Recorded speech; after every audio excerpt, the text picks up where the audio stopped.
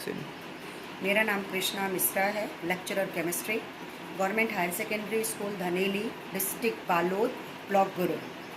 चूँकि अभी लॉकडाउन के कारण स्कूल बंद हैं, तो इसी कारण हम ऑनलाइन क्लासेस शुरू कर रहे हैं। आज से मैं 12वीं क्लास की केमिस्ट्री की क्लास शुरू कर रही हूँ। तो आइए हम शुरू करते हैं अपना केमिस्ट्री का पहला वाला चैप्टर, सॉलिड स्टेट। आपको पता होगा कि जो पदार्थ हैं, जो भी स्थान घेरते हैं, हम उनको पदार्थ बोलते हैं। और पदार्थ की मुख्य रूप से 3 अवस्थाएं होती हैं, ठोस, द्रव और गैस अवस्था। आज हमको पढ़ना है ठोस अवस्था के बारे में। ठोस हम उसको बोलते हैं जिसका आकार और आयतन निश्चित होता है। आप अपने घर में बहुत सारे ठोस देखे होंगे जिनका आकार और आयतन निश्चित होता है। जो ठोस होता है उनका घनत्व बहुत अधिक होता है। ठोस के जो भी पार्टिकल होते हैं, पार्टिकल मतलब जिनसे हमारा ठोस बना होता है, चाहे वो अणु हो, परमाणु हो, आयन हो, वो हमेशा पास पास होते हैं और वो क्लोजली पैक्ड होते हैं। मतलब अगर हम देखें तो वो ज्योमेट्रिकली क्रम में वो व्यवस्थित होते हैं। पार्टिकल्स के बीच में हमेशा जो इंटर पार्टिकल फोर्स होता है, चाहे वो अणु हो, चाहे परमाणु हो, चाहे वो आयन हो, उनके बीच का जो इंटर पार्टिकल फोर्स होता है वो बहुत ज़्यादा स्ट्रांग होता है। और इसी कारण जो ठोस होता है वो हमेशा क्लोजली पैक्ड होता है। जो ठोस होते हैं, ठोस को हम उनके भौतिक गुणों के आधार पर 2 भागों में बांट सकते हैं, क्रिस्टली ठोस और अक्रिस्टली ठोस। जो क्रिस्टली ठोस होते हैं, अगर हम इनको देखें तो जैसे आपने हीरा देखा होगा, हीरा क्रिस्टली ठोस होता है। क्रिस्टली ठोस हमेशा विषमदैशिक होते हैं, एनाइसोट्रॉपिक होते हैं। एनाइसोट्रॉपिक का मतलब होता है कि अलग अलग दिशाओं में इनके जो भौतिक गुण होते हैं वो अलग अलग होते हैं। अगर इस दिशा में ठोस है तो उसका भौतिक गुण अलग होगा, अगर इस दिशा में है तो उसका भौतिक गुण अलग होगा, और अगर इस दिशा में है तो उनका भौतिक गुण अलग होगा। तो अगर किसी भी क्रिस्टली ठोस के भौतिक गुण अलग अलग दिशाओं में अलग अलग होंगे तो हम इस गुण को कहते हैं विषमदैशिक का गुण। जो क्रिस्टली ठोस होते हैं, इनके पार्टिकल का जो अरेंजमेंट ऑर्डर होता है वो बहुत अधिक लंबा होता है। जैसे कि आपने सोडियम क्लोराइड का क्रिस्टल देखा होगा, सीजियम क्लोराइड का आपने क्रिस्टल देखा होगा। इनके गलनांक जो होते हैं वो शार्प होते हैं। अगर हम अक्रिस्टली ठोस की बात करें तो अक्रिस्टली ठोस जो हैं ये समदैशिक होते हैं। समदैशिक का मतलब कि सभी दिशाओं में इनके जो भौतिक गुण होते हैं वो एक समान होते हैं, तो ऐसे गुण को हम कहते हैं समदैशिक गुण। अक्रिस्टली ठोस में जो पार्टिकल का अरेंजमेंट ऑर्डर है वो बहुत छोटा होता है, जैसे कि ग्लास है, जैसे कि रबर है, और इनका जो गलनांक होता है वो कभी भी फिक्स नहीं होता। तो इस आधार पर हम किसी भी ठोस को 2 भागों में बांट सकते हैं, क्रिस्टली ठोस और अक्रिस्टली। आपको पता होगा कि कोई भी जो क्रिस्टल होता है वो जिन भी पार्टिकल से बना होता है, चाहे वो अणु हो, चाहे परमाणु हो, चाहे वो आयन हो, उनके बीच में जो इंटरमॉलिक्यूलर फोर्स होता है उसके आधार पर हम ठोस को 4 भागों में बांट सकते हैं। जैसे सबसे पहला हमारा है आयनिक ठोस, आयनिक क्रिस्टल। आयनिक क्रिस्टल हम उसको बोलेंगे जो कि आयन से बने होंगे, और हमको पता है कि जो आयनिक क्रिस्टल होते हैं तो उनमें बहुत सारे आयन होंगे, तो इनके बीच में जो बंध होगा वो आयनिक बंध होगा। और चूंकि इनमें आयनिक बंध पाया जाता है और आयन आपस में मजबूती के साथ में जुड़े हुए होते हैं, तो इनके बीच का जो फोर्स होगा वो आयन आयन फोर्स होगा। अगर हम इनके गुणों को देखें तो इनका मेल्टिंग पॉइंट जो है वो हाई होगा और ये ब्राइटल होंगे। जैसे कि आयनिक क्रिस्टल हमारा सोडियम क्लोराइड का क्रिस्टल है, पोटेशियम क्लोराइड का क्रिस्टल है। दूसरा है हमारा मॉलिक्यूलर क्रिस्टल या मॉलिक्यूलर सॉलिड, आणविक सॉलिड। अब चूंकि नाम से हमको पता चल रहा है कि ये आणविक क्रिस्टल है, इसका मतलब कि ये अणुओं से बना होगा, इनके जो पार्टिकल्स हैं वो अणु होंगे, और अणु के बीच में जो बंध पाया जाता है वो या तो डाइपोल डाइपोल बंध होगा और या तो फिर उनके बीच में हाइड्रोजन बंध होगा। तो जो मॉलिक्यूलर क्रिस्टल होता है, इनके बीच का जो इंटरमॉलिक्यूलर फोर्स होगा वो या तो डाइपोल डाइपोल होगा या तो हाइड्रोजन बॉन्ड होगा। और इस प्रकार के जो क्रिस्टल होते हैं वो बहुत ही सॉफ्ट होते हैं, चूँकि इनमें हाइड्रोजन बंध या डाइपोल डाइपोल बंध इनमें पाया जाता है, इसी कारण इनके गलनांक का मान कम होता है और इनमें कंडक्टिविटी का गुण नहीं पाया जाता। और इसका एग्जाम्पल होता है जितने भी अणु होते हैं, चाहे वो पानी का अणु हो, चाहे वो ब्रोमीन का अणु हो, चाहे वो कार्बन डाइऑक्साइड का अणु हो। हमारा तीसरा क्रिस्टल है कोवलेंट क्रिस्टल, सहसंयोजी क्रिस्टल। अब नाम से हमको पता चल रहा है कि ये सहसंयोजी क्रिस्टल है। इसका मतलब कि इनके जो पार्टिकल्स होंगे उनके बीच में सहसंयोजी बंध पाया जाएगा। और अगर हम इनके गुणों को देखें तो सहसंयोजी बंध बहुत मजबूत होते हैं, इसी कारण इस प्रकार के क्रिस्टल हार्ड होंगे और इनके गलनांक का मान भी बहुत अधिक होगा। और इसका बहुत अच्छा एग्जाम्पल होता है हीरा। हमारा चौथा क्रिस्टल है मेटालिक क्रिस्टल, धात्विक क्रिस्टल, जो कि नाम से हमको पता चल रहा कि ये मेटल्स होते हैं, तो इनके बीच में जो इंटरमोलिकुलर फोर्स होगा वो मेटालिक बॉन्ड होगा।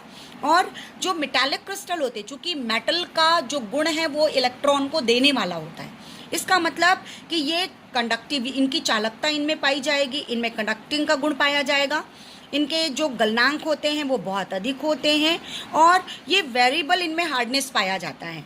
और इसका एग्जांपल है जितने भी मेटल हो, चाहे वो जिंक हो, चाहे वो कॉपर हो, चाहे वो आयरन हो। तो इस प्रकार से इंटरमोलिकुलर फोर्स के आधार पर हम ठोस को 4 भागों में बांट सकते हैं।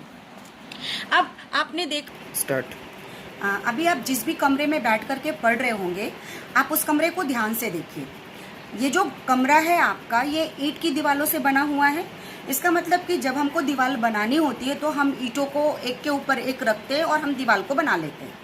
उसी प्रकार से जो क्रिस्टल होते हैं, क्रिस्टल भी छोटी छोटी इकाइयों के मिलने से बनते हैं और ये जो छोटी इकाइयाँ हैं इनको हम यूनिट सेल के नाम से जानते हैं। आप अपने कमरे को देखिए, कमरे में आपके ऊपर में छत है और नीचे में फ्लोर आपको दिखाई देगा। अगर आप छत को ध्यान से देखेंगे तो छत में आपको 4 किनारे आपको छत में दिखाई देंगे। नीचे की जो फ्लोर है आप उसको देखिए, उसमें भी आपको 4 कॉर्नर दिखाई देंगे। अगर आप उनकी फेसेस को देखें तो एक ऊपर वाला आपको फलक दिखाई देगा, एक नीचे वाला फलक आपको दिखाई देगा, एक दाएं एक बाएं और 2 आमने, एक सामने और एक पीछे की ओर। मतलब अगर हम कमरे को अगर हम ध्यान से देखें तो इस कमरे में हमको जो रूम दिखाई दे रहा, उस रूम में हमको ऊपर में 4 और नीचे में 4 कॉर्नर, मतलब टोटल हमको 8 कॉर्नर दिखाई दे रहे हैं। और अगर हम फलकों को देखें तो टोटल हमको 6 फलकें दिखाई दे रही हैं। उसी तरह से जो क्रिस्टल होते हैं, क्रिस्टल की सबसे छोटी जो इकाई होती है जिनसे क्रिस्टल बनता है उनको हम कहते हैं यूनिट सेल। और इसी यूनिट सेल की जब बार बार पुनरावृत्ति होती है तो एक क्रिस्टल का निर्माण होता है। तो आइए हम समझते हैं कि यूनिट सेल क्या है। यूनिट सेल, कोई भी क्रिस्टल छोटे छोटे यूनिट सेल को जोड़ करके बनाया जाता है। ठीक है, ये है हमारा यूनिट सेल। अगर हम इस यूनिट सेल को देखें तो ये हमारे 4 किनारे यूपर के और ये हमारे 4 किनारे नीचे के। ये हमारी फलक है, 1 2 3 4 5 और 6 फलक। हम यूनिट सेल को देखें तो इसमें 3 साइड हमको दिखाई दे रही है, ए बी और सी साइड। बी और सी के बीच का जो कोण बन रहा है वो अल्फा कोण, ए और सी के बीच में जो कोण बन रहा है बीटा कोण, ए और बी के बीच में जो कोण बन रहा है गामा कोण। इसका मतलब कि एक यूनिट सेल में 3 साइड हैं, ए बी और सी, और 3 कोण हैं, अल्फा बीटा और गामा कोण। किसी भी फलक के बीच में जो कोण पाया जाता है इसका मान हमेशा निश्चित होता है। क्रिस्टल का आकार चाहे बड़ा हो चाहे छोटा हो, पर फलकों के बीच में पाए जाने वाला जो कोण है वो हमेशा निश्चित होगा, वो न कभी बढ़ता है न घटता है। और इसको हम अंतःफलकी कोणों का नियम भी बोलते हैं। यूनिट सेल 3 प्रकार की होती हैं। सिंपल यूनिट सेल, जिसको हम प्रिमिटिव यूनिट सेल भी बोलते हैं, फेस सेंटर्ड यूनिट सेल और बॉडी सेंटर्ड यूनिट सेल। जो सिंपल या प्रिमिटिव यूनिट सेल होता है, अगर हम इसको देखें तो मैंने आपको जो बताया, कमरे, एक हमारा जो रूम जिसमें हम बैठे हुए हैं वो हमारा सिंपल प्रिमिटिव सेल होता है। ये हमारा सिंपल क्यूबिक सेल है जिसमें कि हमको 4 ऊपर की ओर और 4 नीचे की ओर हमको किनारे, मतलब टोटल हमको इसमें 8 कॉर्नर दिखाई दे रहा है। अगर हम सिंपल प्रिमिटिव सेल की बात करें तो हर कोनों पर इसमें एक एक एटम होता है, मतलब इसमें टोटल 8 एटम होते हैं। अगर हम एक एटम की बात करें तो इस एक एटम का इस यूनिट सेल में कंट्रीब्यूशन होगा 1/8। तो अगर हम इसमें पर यूनिट एटम की संख्या अगर हम गिनना चाहें तो 8 कॉर्नर में हमारे 8 परमाणु हैं और हर परमाणु का कंट्रीब्यूशन है 1/8। तो टोटल इसमें परमाणु की संख्या होगी 1। इसको, इस प्रकार का जो यूनिट सेल होता है हम उसको सिंपल या प्रिमिटिव यूनिट सेल बोलते हैं। दूसरा है हमारा फेस सेंटर्ड यूनिट सेल। जो फेस सेंटर्ड यूनिट सेल होता है तो इसमें क्रिस्टल के 8 कोनों में तो परमाणु पाए जाते हैं, इसके अलावा जो फलक होती है हर फलक पर एक एक परमाणु पाया जाता है। जैसे आप इमेजिन करिए, आप जिस कमरे में बैठे हुए हैं उस कमरे में आप इमेजिन करिए कि जिस कमरे में आप बैठे हुए हैं उस कमरे के हर कोने में आप एक एक परमाणु को रख दीजिए। उसके बाद जो फलक है, ऊपर की फलक में एक परमाणु, नीचे की फलक में एक परमाणु, दाएं की फलक में एक परमाणु, बाएं के फलक में एक परमाणु, एक सामने वाली फलक में और एक पीछे वाली फलक में। तो टोटल हमको इस यूनिट सेल में हमको 6 फलक दिखाई दे रही हैं। तो जो फेस सेंटर्ड क्यूबिक सेल होता है, इसमें हर कोने में तो एक एक परमाणु पाया ही जाता है, साथ ही हर फलक में भी इसमें एक एक परमाणु पाए जाते हैं, मतलब कि 6 फलक में 6 परमाणु। तो अगर हम इसमें परमाणुओं का कंट्रीब्यूशन अगर हम देखें तो 6 फेस में हमको एक एक परमाणु दिखाई दे रहा है। हर फलक का जो परमाणु होगा उसका जो कंट्रीब्यूशन होगा वो करीब के 2 परमाणुओं के बीच में होगा।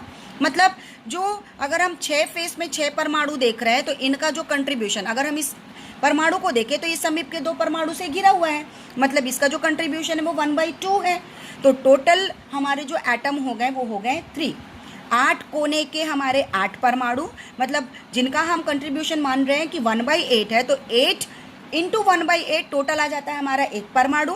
6 फलक के परमाणु, हर परमाणु समीप के 2 परमाणु से घिरा हुआ है, मतलब 6 फलक पर जो परमाणुओं का कंट्रीब्यूशन है वो आ गया हमारा 3। तो 3 + 1 टोटल नंबर ऑफ एटम्स अगर हम यूनिट सेल में कैलकुलेट करें तो 1 + 3 हमारा हो जाएगा टोटल 4 एटम्स। इसका मतलब कि फेस सेंटर्ड जो क्यूबिक सेल होता है, ये यूनिट सेल होता है, इसमें टोटल नंबर ऑफ एटम जो होते हैं पर यूनिट सेल में वो 4 होते हैं। इसके बाद तीसरा हमारा जो यूनिट सेल है वो है बॉडी सेंटर्ड यूनिट सेल। आ जाए। इस यूनिट में 8 कॉर्नर पर तो एक एक परमाणु पाया ही जाता है, साथ ही चूंकि सेंटर्ड बोल रहा है, साथ ही एक जो परमाणु होता है वो केंद्र में स्थित होता है। तो अगर हम इनमें इस प्रकार की यूनिट सेल में अगर हम परमाणुओं का कंट्रीब्यूशन देखें तो 8 कॉर्नर पर 8 परमाणु, मतलब हर परमाणु का कंट्रीब्यूशन हो गया 1/8 और एक परमाणु पाया जा रहा है केंद्र में। तो पर इसमें अगर हम यूनिट सेल अगर हम इनकी गणना करें तो 8 × 1/8 हो जाता है 1, और एक यूनिट सेल हमारा कहाँ पर पाया जा रहा है? केंद्र में, सेंटर में। तो 1 + 1 total number of unit cell, जो टोटल नंबर ऑफ एटम्स होंगे पर यूनिट सेल में वो हो जाएंगे 2। तो इस प्रकार से हमने क्या जाना कि जो सिंपल प्रिमिटिव सेल होता है उसमें टोटल नंबर ऑफ एटम्स होते हैं 1। जो फेस सेंटर्ड यूनिट सेल होता है उसमें टोटल नंबर ऑफ एटम्स होते हैं पर यूनिट सेल में 4, और जो बॉडी सेंटर्ड क्यूबिक सेल होते हैं इसमें टोटल नंबर ऑफ एटम्स होते हैं पर यूनिट सेल में 2। तो आज यहाँ तक हम पढ़ते हैं और इससे रिलेटेड एक सम मैं आपको दे रही हूँ, आप लोग इसको करिएगा। अभी तक हमने जो यूनिट सेल पढ़ा उससे रिलेटेड एक क्वेश्चन मैं आपको दे रही हूँ, आप इस क्वेश्चन को समझिए और करिए। An ionic compound has a unit cell consisting of A ions and at the corners of A cube and B ions on the center of the face of the cube. The empirical formula for this compound would be, मतलब आपके पास में एक आयनिक crystal है और इस आयनिक crystal में आपका A जो है, A आयन जो है ये कॉर्नर में पाया जा रहा है और जो B आयन है ये फलकों में पाया जा रहा है। तो आपको इस क्रिस्टल का जो एम्पिरिकल फॉर्मूला है उसको आपको निकालना है और निकाल करके आपको बताना है। आप इस होमवर्क को करिए और करने के बाद आप इसका रिप्लाई दीजिए। इसके आगे की क्लास हम कल फिर कंटिन्यू करेंगे। Thank you.